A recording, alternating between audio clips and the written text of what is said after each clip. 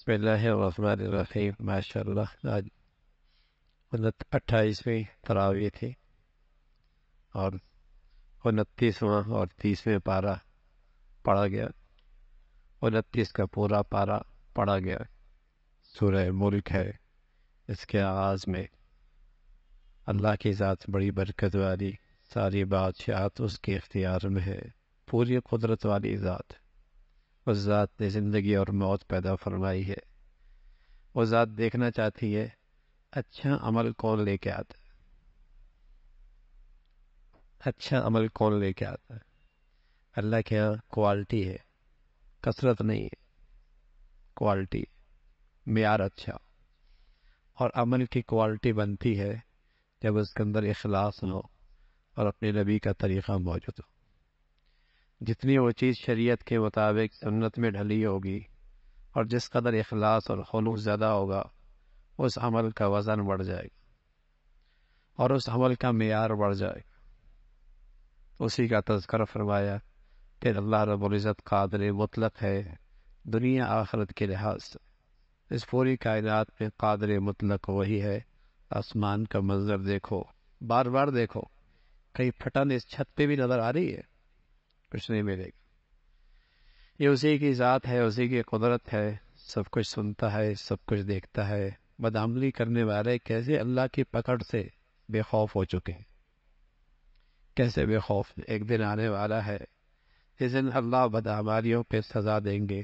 کفار کہا کرتے تھے وعدہ کب پورا ہوگا، اگر ہم نافرمانے تو سزا کیوں نہیں ہوتی؟ فرمایا اللہ کے پاس وقت ہے۔ پھر اسی کی قدرت فرمائی کہ پانی جو زندگی کی ابتدا اور بقا کا سامان ہے، اور وہی پانی اللہ زمین کے اندر جذب کر دے تو کون ہے اس پانی کو لے کے آنے؟ ہر چیز کا وجود اور بقا پانی سے ہے، اور وہ ذات اس پانی ہی کو زمین کے اندر گم کر دے، کون لے کے آئے؟ ایک نادان گستاخ بے ادب کہنے لگا میں کنواں کھودوں گا، پانی نکال لوں گا۔ اللہ رب العزت نے فوراً تھپڑ مارا اور اس کی آنکھوں کی بینائی ختم کر دی، اس کی آنکھوں کا پانی ختم کر دیا۔ اور اللہ نے یہ بتا دیا پہلے اپنے آنکھوں کا پانی تو واپس لوٹا کے دکھا۔ آنکھوں کا پانی گم کر دے، جسم کا پانی گم کر دے، کون لاگ سکتا؟ بس اوقات بے ادبی اور گستاخی کی سزا جلدی بھی ملتی ہے، جلدی بھی تھپڑ لگتا ہے۔ سورہ قلم ہے، علم اور قلم اسباب علم کی ہمارے دین اور ہماری شریعت میں بڑی قدر ہے۔ اسی کی قسم ہے کفار آپ کی گستاخی کیا کرتے تھے کہ آپ اخلاق سے عاری ہے، آپ سے رشتے ٹوٹ پھوٹ گئے ہیں۔ اللہ نے جواب دیا آپ تو عظیم اخلاق پر، آپ کے خلق تو بہت اعلیٰ ہے۔ اور ہمیشہ اس قسم کی باتیں کرنے والے کمینے لوگ ہوتے ہیں، جن کی نسلیں بھی مشکوک ہوتی ہیں، جن کی نسلیں بھی مشکل ہوتی ہیں، گرے ہوئے لوگ ہوتے ہیں، غیبت کرنے والے ہوتے ہیں، اور مال و دولت کی کثرت نے ان کو غفلت میں ڈال رکھا ہے، تکبر میں مبتلا کر رکھا ہے۔ پھر ایک باغ کا تذکرہ فرمایا۔ ایک کاشتکار باپ کا، ایک کاشتکار کھیت پہ کام کرنے والا ایک کاشتکار بڑا سخی دے خرچ کرنے، لیکن اولاد بڑی بخیل، اولاد بڑی بخیل۔ باپ بڑا سخی دل تھا، اولاد بخیل آئی اور سمجھا کہ باپ تو ایسے ہی خرچ کر دیا کرتا تھا سارا مال، ہم کسی کو بھی نہیں دیں گے۔ اس خیال سے اور غلط جذبے کے ساتھ رات گزار رہے تھے، اللہ کی طرف سے آفت آئی، سارا باغ کا ملیے میٹ ہو گیا، نشان ہی مٹ گیا، نشان ہی مٹ گیا۔ اللہ کی پکڑ بڑی سخت۔ کوئی بھی اللہ کے ہاں اللہ کی دی ہوئی نعمتوں میں، مال میں بخل کرے گا تو انجام اچھا نہیں ہوتا، انجام اچھا نہیں لگتا، کسی کی نہیں گئی مصیبت میں لگ ہی جاتا ہے، لگ ہی جاتا۔ سخی بنو، سخی، سخاوت سے مال کم نہیں ہوتا، مال بڑھتا بھی ہے اور اس کام مال سے تعمیری کام بھی ہوتا۔ بخیل آدمی اللہ سے بھی دور ہوتا ہے، جنت سے بھی دور ہوتا ہے، جہنم کے قریب ہوتا ہے، مخلوق سے بھی دور ہوتا ہے۔ اور سخی آدمی اللہ کا بھی پیارا، مخلوق کا بھی پیارا، جنت کے بھی قریب۔ مسلمانوں کا قومی مزاج تھا سخاوت، سخاوت قومی مزاج مسلمانوں کا سخاوت۔ پھر حضرت یونس علیہ السلام کشتی میں اب مچھلی کے پیٹ میں اللہ کو پکارتے ہیں، اللہ رب العزت نے نجات دیتے ہیں، فرمایا میرا نیک بندہ ہے، آزمائش میں آ گیا۔ قرآن ایک نصیحت کی کتاب ہے، پھر سورہ حاقہ ہے، آخرت کا تذکرہ ہے۔ دو طبقوں کی تقسیم ہوگی، نیکی اور بدی والے۔ بدی کرنے والوں کو، نیکی کرنے والوں کو نامہ اعمال دائیں ہاتھ سے ملے گا، بڑے خوش، بڑے خوش، اور کہیں گے آؤ ہمارا رزلٹ دیکھو، ہمیں تو اس رزلٹ کا یقین تھا، ہمیں یقین تھا۔ اور بدعمالی کرنے والے، ان کو نامہ اعمال بائیں ہاتھ، انتہائی شرمندہ، رسوا، نہ مال کام آیا نہ آج اولاد کام آئی، زنجیروں میں جکڑ کر جہنم میں دھکیل دیا جائے گا، کوئی ساتھ لینے والا نہیں ہو۔ اور غسلین اور ایسے گناہ گاروں کا وہ کھانا، زقوم کا کھانا، تو اس کا تذکرہ فرمایا پھر سورہ معارج ہے۔ اللہ رب العزت نے اس کائنات کو بنایا، پھر آخرت کی زندگی ایک دن 50,000 سال، اس دن مجرم کہے گا اے اللہ میری جان چھوٹ جا، میری اولاد کو میرے بدلے میں جہنم میں ڈال، میرے گھر والوں کو ڈال دے، میری بیوی کو ڈال دے، میرے بچوں کو ڈال دے۔ تو لیکن وہاں تو جو مجرم ہوگا سزا اسی کو ملے گی، وہاں تو مجرم ہی کو سزا ملے گی، ظالم ہی کو ملے گی، بدکار ہی کو ملے گی، کوئی دوسرا نہیں پکڑا جائے گا۔ لیکن جن رشتوں کے خاطر اس دنیا میں آدمی اللہ کو ناراض کرتا ہے، اس دن انہی کو پیش کر دے گا، سارے رشتے فشتے ٹوٹ پھوٹ جائے۔ ہاں نیک لوگ، نمازوں کا اہتمام کرنے والے، اللہ کے راستے میں خرچ کرنے والے، نمازوں پہ استقامت کا مظاہرہ کرنے والے، امانتوں کا خیال کرنے والے، سچی گواہی دینے والے، نمازوں کو اپنے اوقات کے ساتھ خیال رکھنے والے، یہ ہے ان کی وہاں بھی عزت ہوگی، شرافت کا، ان کی وہاں بھی شرفاء میں ہوگے، اکرام ہوگا، اس کا تذکرہ۔ پھر حضرت نوح علیہ السلام کا تذکرہ ہے، اللہ کی دعوت دیتے ہیں اور دعوت دیتے ہی جاتے ہیں، اور صدیاں گزر جاتی ہیں، لیکن قوم اور بھٹکتی اور بھٹکتی اور دور ہوتی ہے۔ حضرت نوح علیہ السلام قوم کو نصیحت کرتے ہیں اللہ سے معافی مانگو، رحمت کی بارشیں آئیں گی، اللہ نرینہ اولاد دے گا، تمہاری معاشی حالت اچھی ہو جائے گی، توبہ کرنے کی یہ ساری برکات قرآن میں موجود ہے، رحمت کی بارشیں ہوتی ہے، کھیت زراعت شاندار ہونے لگتی ہے، معاشی حالت اچھی ہونے لگتی ہے، اللہ نرینہ اولاد دیتے۔ یہ استغفار، حسن بصری رحمۃ اللہ علیہ کی خدمت میں ایک شخص آیا، کہت کوئی وظیفہ بتائیں، اولاد نہیں ہے، فرمایا استغفار کرو۔ کچھ عرصے کے بعد ایک شخص آیا، کہا یا حسن بصری صاحب بارشیں نہیں ہو رہی، کوئی وظیفہ بتائیں، کہا استغفار کرو۔ کوئی ایک شخص آیا، کہا معاشی طور پہ بڑی پریشانی ہے، کہا استغفار کرو۔ پاس بیٹھنے والے نے کہا بیماریاں مختلف ہیں، حاجات مختلف تھی، نسخہ ایک ہی دیا، فرمایا اللہ نے کہا ہے، اللہ نے کہا یہ استغفار میں یہ تاثیر موجود ہے، بشرطیکہ کہ وہ قوم ندامت کے ساتھ اللہ سے معافی مانگے، ندامت اور شرمندگی کے ساتھ اللہ سے معافی مانگے، یہ ساری برکتیں ہیں موجود، اس عمل میں یہ تاثیر اللہ نے رکھی ہے، اس میں موجود ہے۔ اور کوئی شخص اپنی انفرادی زندگی میں سچی توبہ کرے گا تو اللہ کے نبی نے فرمایا 3 انعام ملے گا، 3 انعام ملے گا۔ تنگی سے اللہ رب العزت راستہ نکال دے گا، غم دل کا ختم ہو جائے گا، روزی اور معاش وہاں سے ہوگا اس کے وہاں و گمان کے اندر بھی نہیں ہو۔ یہ اللہ کے نبی نے استغفار کی تاثیر بتائی۔ اللہ ہمیں اپنے نبی کی بات پہ صحیح اعتماد نصیب فرما دے۔ دنیا کے طبیب نسخے دیں، کتنے اہتمام سے استعمال کرتے ہیں، اور کائنات کے سب سے بڑے انسان نسخے دیں تو مسلمانوں کے ہاں اس کا اہتمام نہیں رہتا، اور پروتے بھی ہیں، چیختے چلاتے بھی ہیں، حالات ٹھیک نہیں، نہ نجی حالات ٹھیک ہیں نہ قومی حالات ٹھیک ہیں، لیکن وہ نسخہ جو طبیب اعظم دے کے گئے اس کی قدر بھی کوئی نہیں۔ حضرت نوح علیہ السلام نے اللہ کے سامنے بددعا کی، اللہ اس قوم سے زمین کو پاک کرتے، ان سے کوئی امید نہیں ہے۔ اللہ رب العزت کی پکڑ آئی، غرق ہو گئے، کوئی بھی نہیں بچ رہا۔ سورہ جن کا تذکرہ ہے، اللہ کے فرشتے، اللہ کے یہ مخلوق ہے، اللہ کے نبی کا قرآن سنتے ہیں ایمان لے کے آتے ہیں۔ مسلم انسانوں کے لیے عبرت تھی کہ مخلوق جن جیسی تو ایمان لے آئی، تم ایمان نہیں لاتے، اس کا تذکرہ۔ پھر اللہ کے گھر کی بڑائی کا تذکرہ۔ اللہ کا گھر اس لیے ہوتا ہے مساجد جس میں صرف اللہ کے تذکرے ہوں، اور اللہ کے غیر کے تذکرے مسجدوں میں، یہ مسجد کی بڑی بے ادبی ہے، بڑی بے ادبی۔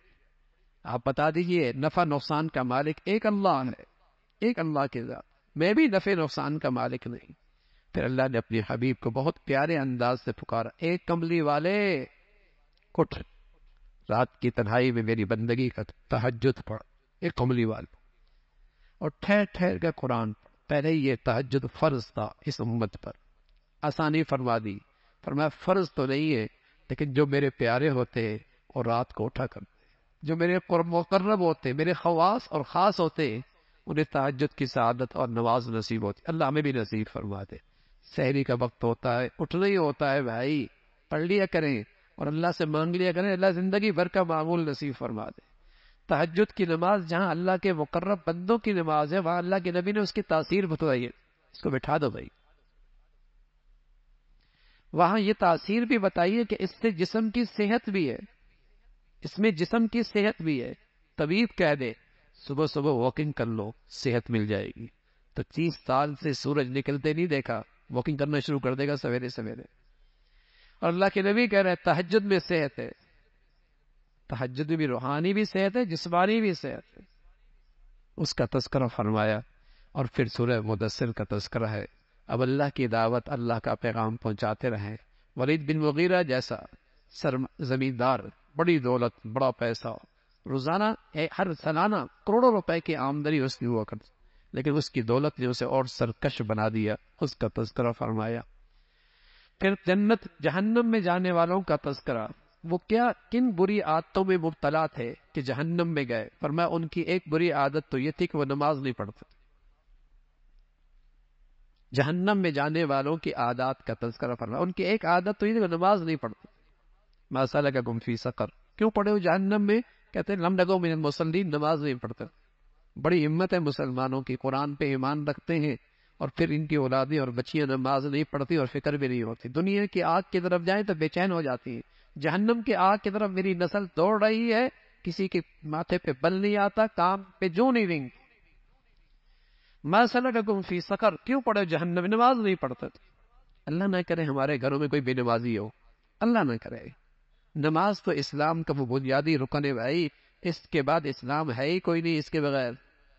یہ تو جسم میں جیسے سر ہوتا ہے، ایسے ہی نماز اسلام میں سر کی مانند ہے، بغیر سر کی زندگی کوئی نہیں، بغیر سر کے میرا نبی فرمایا کرتے تھے اسلام کوئی نہیں، بغیر نماز کے اسلام کوئی نہیں۔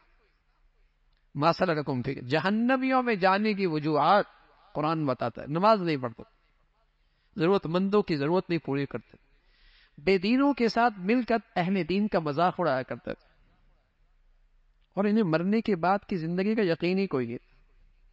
مسلمان انکار تو نہیں کرتا، مرنے کے بعد کی زندگی کا انکار تو نہیں کرتا، لیکن یقین اسے بھی کوئی نہیں۔ یقین اتنا کمزور ہو گیا کہ وہ زندگی آج ہمیں عمل پہ نہیں کھڑا کرتی، آج وہ زندگی ہمیں عمل پہ نہیں کھڑا کرتی، یقین نہیں ہے نا، وہ زندگی یقین پہ، یہ زندگی عمل پہ کھڑا کرتی ہے، روز دفتر جاتا ہے، روز فیکٹری جاتا ہے، روز دکان جاتا ہے، روز مزدوری کرتا ہے، یہ زندگی مجھے عمل پہ کھڑا کرتی ہے، وہ زندگی مجھے عمل پہ کھڑا نہیں کرتی، یقین کمزور۔ فرمایا آخرت کی زندگی میں یقین نہیں ہے، اس کا تذکرہ فرمایا، سورہ قیامت کا تذکرہ، قیامت ہے، یہ موضوع یہی ہے، قیامت قیامت مرنا ہے۔ فرمایا قدرت دیکھ تو نا، انسان کی شناخت اتنی دنیا ترقی کر گئی، لیکن سب سے مؤثر شناخت کا راستہ کیا ہے؟ انسان کی انگلیوں کے پورے، ہر وہ انسان ہے، کسی کا پورا دوسرے سے نہیں ملتا، اللہ، اور یہ ہے کتنا بڑا رقبہ، ہے کتنا بڑا حصہ، اس چھوٹے سی حصے میں اللہ نے کتنی لکیریں ڈالی ہیں کہ کھربوں انسانوں کی لکیریں آپس میں نہیں ملتی، سبحان اللہ۔ اور وہ اللہ ہے جہاں انسانوں کو دوبارہ پیدا کرے گا، وہ انگلیوں کے پورے بھی پیدا کرے گا، اس کی قدرت کا کیا گیا۔ لیکن تم ہو دنیا کی چاہت تمہیں زیادہ، تمہاری نظر میں زیادہ اہم ہے، آخرت کو تم فراموش کرتے ہو، اس کی مذمت فرمائی۔ انسان پہ ایک دور ایسا بھی آیا اس کا کوئی وجود ہی نہیں تھا، پھر اللہ نے اسے پیدا کیا، راستے دکھا دیے بھائی، شکر گزار بننا ہے، نافرمان بننا، ہدایت پہ چلنا ہے، گمراہی پہ چلنا، اختیار ہے، لیکن دونوں کی سزا اور انعام کا ایک اعلان بھی فرما دیا۔ اگر نیکی پہ چلو گے جنت ہے، مسیریوں پہ بیٹھے ہوگے، جنت کا تمہارا مسکن ہوگا، تمہاری حسن و جمال، تمہیں اللہ رب العزت حسن جمال سے نوازیں گے، اور سب سے بڑی بات، وہ اللہ تمہیں خود پلائیں گے، اثر کے بعد بھی میں نے عرض کیا تھا کہ وَسَقَاهُمْ رَبُّهُمْ شَرَابًا طَهُورًا، آپ کے گھر میں مہمان آتا ہے تو آپ ملازم سے کہتے ہیں شربت پلا دو، کوئی اور اہم مہمان ہوتا ہے تو آپ بیٹے سے کہتے ہیں بیٹے تم پلا دو، اور کوئی اور بڑا مہمان ہوتا ہے عظیم، بڑا عظیم، جس کی قدر زیادہ ہوتی ہے، آپ خود کھڑے ہو کے اسے پلا رہے ہوتے. سبحان اللہ. بعض خوش نصیب جنتی بھی ایسے ہوں گے اللہ انہیں خود پلا رہا ہو. وَسَقَاهُمْ رَبُّهُمْ شَرَابًا طَهُورًا. ایسی شان، ایسی محبت، ایسی اللہ رب العزت اکرام. سبحان اللہ. یہ جنت میں سب کچھ ہو، اس کا تذکرہ فرمایا. سورہ مرسلات کا تذکرہ ہے، کئی سارے قسمیں کھائیں، فرمایا فیصلے کا دن آنے والا ہے، جھوٹے عقیدہ، جھوٹا عمل، جھوٹی زبان، بڑی بربادی ہے، بڑی بربادی. اس کی کئی مرتبہ مذمت فرمائی. پھر جنت کی نعمتوں کا تذکرہ ہے، نیکی کرنے والوں کو اللہ رب العزت یوں ہی نوازا کرتے ہیں. پھر سورہ نبا ہے، قیامت آئے گی، وہ بڑی خبر ہے، قیامت کی خبر بڑی خبر ہے. اور اس سے اللہ کی قدرت دیکھو نا، زمین و آسمان کا یہ سارا نظام، آسمان سے بارش کا برسنا، کھیتوں کا اگنا، اور زمین کے اندر سے سارا نظام کس کے حکم سے چلتا ہے؟ اللہ کے حکم سے چلتا ہے. پھر پرہیزگاروں کے لوگوں کے لیے کامیابی ہے، جنت کی نعمتیں ہیں، اور وہاں کوئی تکلیف کی بات، بےہودہ بات جنتی نہیں سنے گا. وہاں سفارش کون کرے گا؟ جسے اللہ اجازت دے. نبی سفارش کریں گے، شہداء سفارش کریں گے، علماء سفارش کریں گے، حفاظ سفارش کریں گے. یہ اللہ کے مقرب ترین لوگ ہوں گے، وہ جنہیں اللہ سفارش کی اجازت دیں گے. انبیاء کریں گے، علماء اولیاء کریں گے، علماء کریں گے، حفاظ کریں گے، شہداء کریں گے. یہ اللہ کے مخصوص لوگ ہوں گے جنہیں سفارش کی اجازت ہوگی، اور جنہیں اجازت نہیں ہوگی وہ کوئی سفارش نہیں کر سکتے. سورہ نازعات کا تذکرہ ہے، اللہ کی بڑائی کو عدد. پھر حضرت موسیٰ علیہ السلام کا تذکرہ، اور ان کے مقابل پہ آنے والا سب سے روئے زمین کا بڑا دشمن فرعون. کہتا تھا میں رب ہوں، رب ہوں، ربوبیت کا دعویٰ کیا کر، انا ربکم الاعلی. اللہ نے پکڑ فرمایا ایسی پکڑ گئی کہ عبرت کا نشان بنا. بڑی خبر آنے والی ہے، اس دن انسان کو ہوش آئے گا. لیکن وقت نکل چکا. آج تو دنیا میں اللہ کے سامنے کھڑے ہونے سے ڈر گیا، اور خواہشات کی زندگی سے دستبردار ہو کر مولا کی زندگی اختیار کرنے لگا. جنت اس کا ٹھکانہ. ایک نفس پرستی کی زندگی ہے، اور ایک خدا پرستی کی زندگی ہے. خوف خدا اندر آ جائے تو نفس پرستی سے آدمی دستبردار ہوتا ہے اور خدا پرستی کی زندگی پہ آ جاتا ہے. اور جب آدمی آخرت کو فراموش کر بیٹھتا ہے، خدا پرستی کو چھوڑ دیتا ہے، نفس پرستی کی زندگی اختیار کرتا ہے. اور یہ سب سے بڑا فتنہ آج دنیا کا سب سے بڑا مذہب ہے. جو من میں آیا وہ کرنا، جو من میں آیا وہ کرنا. پھر سورہ عبس کا تذکرہ ہے. قریش کے سردار، ان کی چاہت تھی آپ ہمیں تھوڑا سا وقت دیں اور صرف ہم سے بات کریں. آپ کی مجلس میں اور کوئی غریب فقیر کوئی نہ ہو، بس ہم سے بات کریں. بس ہماری عزت کا تعلق ہے، ہماری شان ایسی ہے کہ آپ اکیلے میں ہمیں وقت دیں. اللہ کے نبی صلی اللہ علیہ وسلم ان سے بات کر رہے تھے. اتنے میں ایک مخلص صحابی حضرت عبداللہ بن مکتوم وہ آئے اور کوئی سوال کرنے لگے. آپ علیہ الصلوۃ والسلام اس خیال سے کہ یہ آج ہاتھ آئے ہیں، ان سے بات کر لی جائے، یہ تو اپنے ہی ہے، پھر بھی پوچھ لے گا. لیکن اللہ کے نبی صلی اللہ علیہ وسلم کو اللہ نے کہا نہ، یہ طالب ہے، یہ سچا طالب ہے، اور یہ لوگ ہیں ان کے اندر طلب نہیں ہے. طلب طالب کا پہلا حق ہے. جس کے اندر طلب موجود ہے اسے آپ پہلے وقت دیں، اس کو آپ زیادہ اہمیت دیں. اس کا تذکرہ فرمایا. پھر آخرت کا تذکرہ، جہاں ہر آدمی دوسرے سے بھاگتا ہوا نظر آئے گا. آدمی اپنے بھائی سے بھاگے گا، ماں سے بھاگے گا، اولاد سے بھاگے گا، سب ایک دوسرے سے، ہر ایک اپنے شغل میں، اپنے کام میں ایسا ہوگا کہ کسی کو کسی کی پرواہ نہیں ہو. کچھ چہرے جن کے چہروں پہ خوبصورتی چمک رہی ہو، حسن چمک رہا ہو، چہرے چمک رہے ہوں گے، وہ لوگ کامیاب لوگ ہوں. کچھ لوگ جن کے چہروں پہ سیاہی ہوگی، جو دنیا میں اللہ کی نافرمانی کرتے تھے. یہ منظر وہاں ہوگا. پھر سورہ تکویر کا تذکرہ ہے، کس طریقے سے سارا نظام درم برم ہو جائے گا، ستارے بے نور ہو جائیں گے، سورج چاند کی روشنی ختم ہو جائے گی، جنگل کے درندے شہروں کی طرف دوڑ پڑیں گے. اور وہ دن قائم ہوگا، وہ بڑا سخت دن ہے، بڑا سخت دن ہے. اور وہاں مردہ کی ہوئی لڑکی وہ بھی پوچھے گی مجھے زندہ درگور کیوں کیا گیا تھا، مجھے زندہ کیوں مار دیا گیا تھا.